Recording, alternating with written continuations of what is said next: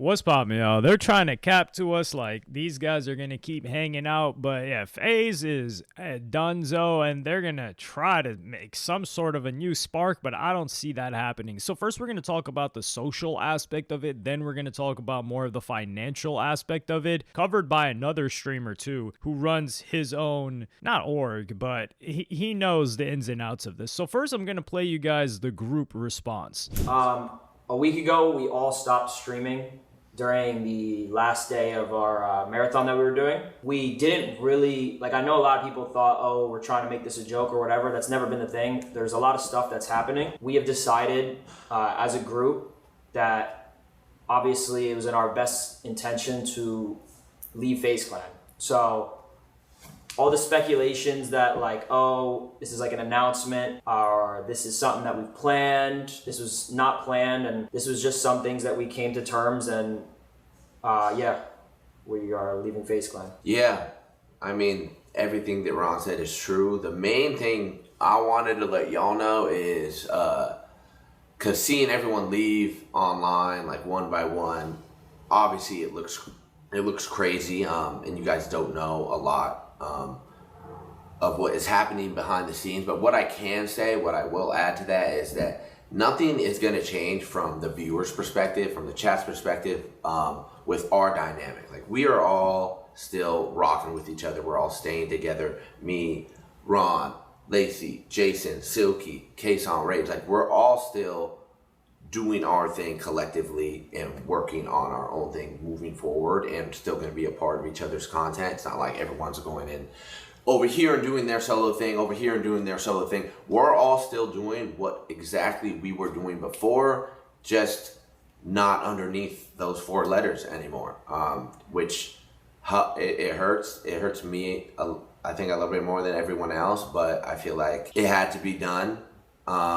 It was too much of back and forth and too much stress over the months, a lot of things you guys don't know about, and I do think that this will be for the better, and that's really what it is. Yeah, that's really all I have to say on the matter. That you guys, from the viewer's perspective, nothing's gonna change. You guys are all gonna still see us together every day, doing what we do, having fun, laughing, making content. So this was the response from the group. Now you already see you've got Plankton's wife phoning in, Karen, which in this scenario is Silky calling in, and it's completely understandable. Silky's from the East Coast. He's from New York, and he wanted to be close to his family. Now I don't know why other people, because not all of them are from LA. I'm pretty sure most of their family members are living outside of LA, including Adapt. But hey, listen, I'm not here to talk about people's families. So it's understandable why Silky didn't show up. But we also, when this group first came together, we were like, how the hell does Silky fit into this? Especially when they had that dude Sketch hanging around them. And what came out with Sketch a little bit later, we didn't really see Sketch hang out with them after that. Yeah, that's for sure. And Silky did not want to be around that guy. And just the dynamic of them talking about everything's gonna be the same.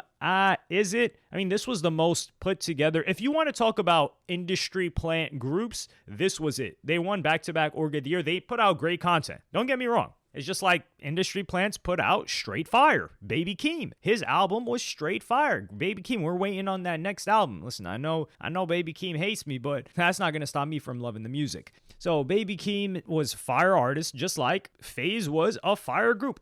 Most of us thought that this was not even going to succeed. We were like, yo, these guys, come on now. And they proved everybody wrong. However, that doesn't change the fact that, this was forced. I mean, once Blackboy Max left too, we were like, damn, Silky's on an island. And Silky was, he was like, yo, I'm going to stay loyal. I'm never leaving FaZe, this and that. And once the money gets to talking, that's when people are like, yo, they start scratching the back of their neck. Like, yeah, that FaZe thing, how I said I was never going to leave?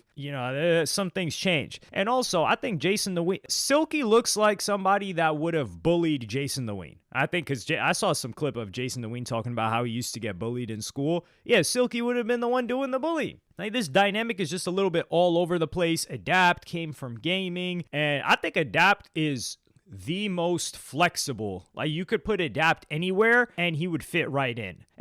Ronaldo, he's I would say the least adaptable out of those is Jason. Yeah. I would say so. And then you see these guys getting hundreds of thousands of subs. Man, that was all fraud. Not the subs aren't fraud, but them being a group together, yeah, we're going to see what happens. Because if there's so much social cohesion between them, they will do their best to try to stay together and keep making content. What I think is going to happen from a social perspective is that they're going to tap in with each other here, or they're going to try to make it work. It's not going to work. People are going to, distance themselves. And then they're going to pop out to each other's content for like FaZe reunions, or not, like mini reunions. Like, let's say Lacey's doing a stream with, I don't know, Marlon, and then Silky pops out. And it's like, yo, a cast member. It's like a crossover episode that brings you back to the nostalgia of when they did that 2 years, or nearly 2 years, when they were living together in one org of the year. And the audience is going to love that. So that's where I see that going. But a lot of the friction that will occur, even if they try to keep this together, Ludwig talks about. And I'm going to play you guys that clip right now. They're going to have to figure out that aspect where an org won't handle it for them. So they're going to have to figure out interpersonal things like how much does, Jason the Ween now spend in rent versus Silky versus Lacey versus a shoot. In a shoot, how much does each member have to give up? Is it percentage based? Who's collecting this money? What staff counts as group staff? What staff counts as individual staff? Is somebody fielding deals for them? Or are they fielding their own deals individually? Like, these are all issues which over time just kill orgs. Because it's a very difficult thing to figure out. And it becomes really easy, super easy, to sit there as an individual who has their own community, their own audience, to think, why don't I just do this all myself?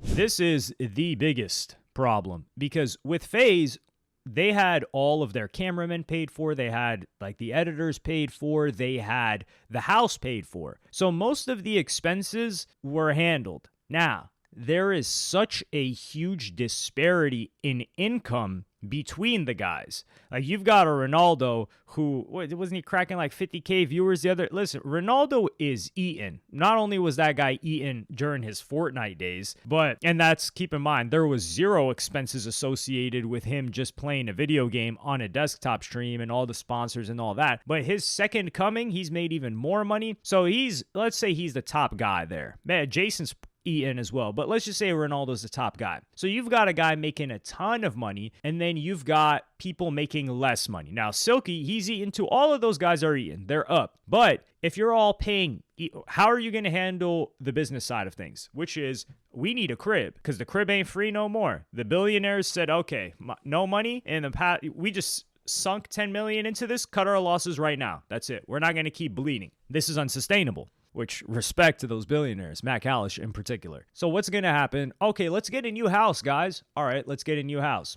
Let's say everybody's splitting the rent. Maybe Silky's, let's just say randomly, he's not spending that much time there. He's over there in New York. He's like, yo, I'm paying this rent. Well, why am I paying equal rent to a guy that's making 5 times, 10 times as much bread as me? That don't add up, right? And then you've got to add the logistics. So who's going to coordinate with the editors? Are they all splitting everything down the middle? And then what if someone's not working as hard? Like, let's say somebody is not showing up to streams, or not streaming as much, not showing up to the collaborations, and they're like, yo, like, you're in the crib, but we never see you. We never do content with you. Like, what's going on here? Like, the money thing is because they know how much each person makes, because they can just scale it. It's not like when you're at a job, you don't really know somebody's salary. If Silky knows, he's like, okay, I'm making, let's just take random, 10K a month. He's making a lot more than that. I could tell you that much if he's consistent.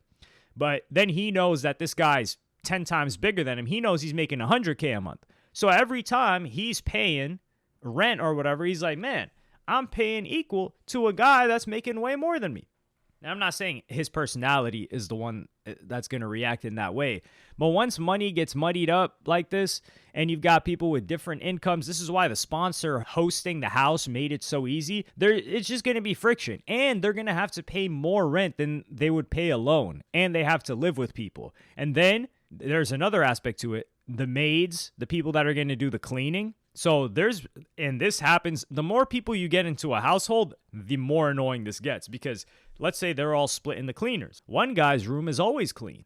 One guy's like, yo, I don't need to pay for the cleaner. I clean my stuff. I keep it clean. One guy's messy as hell. So he's like, yo, I'm paying for this messy dude to have his stuff cleaned up, and I'm not going to mess my stuff up because I'm just not a messy person. So my room is never going to get that dirty. And then that's going to create a new issue, which is payment for that. So all of these different things are going to culminate into this being a disaster if it even happens from the financial front. But I don't see this happening. Just getting a crib that's big enough to house all of these guys is already a struggle. And then they're going to look at it like, yo, do I want to pay 10, 15 bands in rent each? Or do I want to pay 3 bands in rent or 4 by myself and be closer, especially like for a Silky, for instance, and be closer to New York where I want to be, or maybe South Florida where he wants to be. And you had a situation like that with Rage where, yeah, he was like, yo, I'm not moving my life all the way to LA when I got all these dogs and I got my crib and I got my setup here. Yeah, he would have been out there homeless with a bunch of dogs. And that's another thing, pets. Like, yo, some people, especially now that they're paying for rent, he's like, listen, I'll live with those mutts that you guys got if the rent is free. But I'm paying rent and I'm going to live with some dogs. There's going to be somebody in that house that doesn't want that. And then the person not taking care of the dogs because they have to pay someone to take care of them right now. So it's just going to be a disaster if it happens. It would make for great content if they have those like arguments and it becomes reality TV. But yeah, I don't see this happening. Everyone's getting, and this is the thing too, if they all move to different places, then the collaborations are going to be so much less. Because let's say they stay in LA. Dude, just different neighborhoods in LA is hours drive and there's traffic and it's stress. So that's going to cause more friction for them to collaborate. That's why they got them in the same house, because it's so easy when everyone's in the same location. But let me know what y'all think in the comments. Like and subscribe and hit the notification bell if you enjoyed. And I'm going to see you on the next one.